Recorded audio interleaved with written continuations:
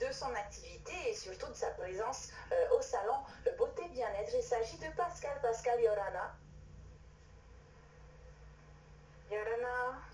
Pascal, tu proposes un accompagnement énergétique. Qu'est-ce que c'est qu'un accompagnement énergétique?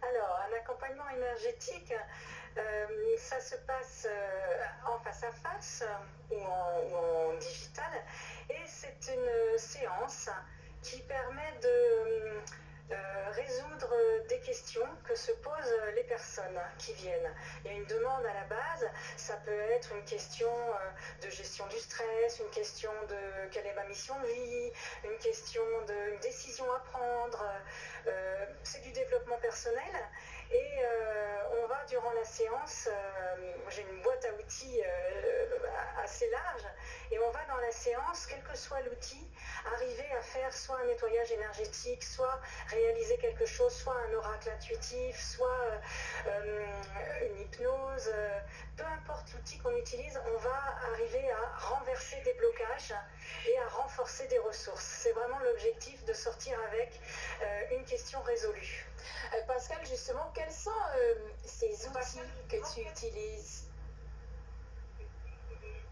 Alors, c'est la canalisation principalement. Il y a avec la canalisation la possibilité de faire des nettoyages énergétiques, la possibilité de vraiment aller, j'ai envie de dire, voir dans l'invisible ce qui ne s'explique pas d'une façon consciente. On va aller chercher des ressources inconscientes chez la personne. Je peux utiliser un pendule, un oracle, une hypnose, l'EFT, Emotional Freedom Technique, qui est la libération des émotions, qui est un outil très puissant, qui vraiment permet de libérer des peurs, des phobies, des inquiétudes, des tristesses.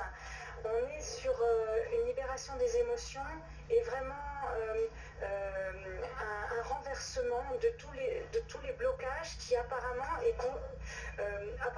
empêchent la réalisation de ce qu'on a envie de faire. Pascal, j'imagine tout de même que les personnes qui font appel à toi ont certainement déjà une ouverture spirituelle. Quand les personnes te contactent, quels sont les questionnements qui reviennent le plus souvent? Alors, sincèrement, ces derniers temps, c'est les missions de vie. Il y a de plus en plus de gens qui sont en reconversion, en interrogation. Je pense que c'est la crise sanitaire qui a un peu fait un raz-de-marée dans la vie des gens, qu'elles soient professionnelles ou personnelles. Et les personnes viennent avec je voudrais changer, mais je ne sais pas comment. Ou alors, ça peut être aussi des questions très précises de séparation, de relations avec les enfants. Alors, il faut bien savoir que moi, je suis psycho-énergéticienne, vraiment spécialisée dans le changement comportemental. Je ne suis pas thérapeute, on ne va pas aller soigner. On va renverser les blocages. Et vraiment une prise en charge sur un mode un peu coaching, j'ai envie de dire, un mode un peu coaching professionnel, mais ce n'est que genre. On va vraiment permettre à la personne de se réharmoniser, s'aligner. Et les questions, des fois, souvent, les personnes viennent avec une demande, une question, et on dévie, et non pas parce qu'elle n'est pas intéressante, c'est parce qu'elle renvoie à d'autres questionnements beaucoup plus profonds qu'on va aller chercher dans l'inconscient, dans des zones un peu cachées, enfouies.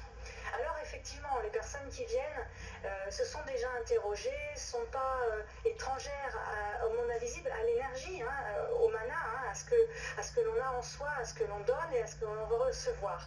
Mais de quelle manière on harmonise et on fait tourner la roue de la vie, on se reconnecte à sa propre nature, sa propre culture aussi, et bien c'est dans ces séances qu'on peut retoucher du doigt toutes ces reconnexions, se revitaliser, se redynamiser.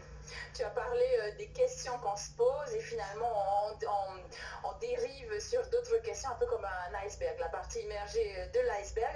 Ce qu'on aimerait savoir avant de se dire au revoir, c'est quelles sont les activités que tu vas proposer, Pascal, sur le stand que tu tiendras lors du salon Beauté Bien-être, je vous le rappelle, du 11 au 14 novembre. Tout à fait. Donc c'est sur le stand 31. Je vais proposer une activité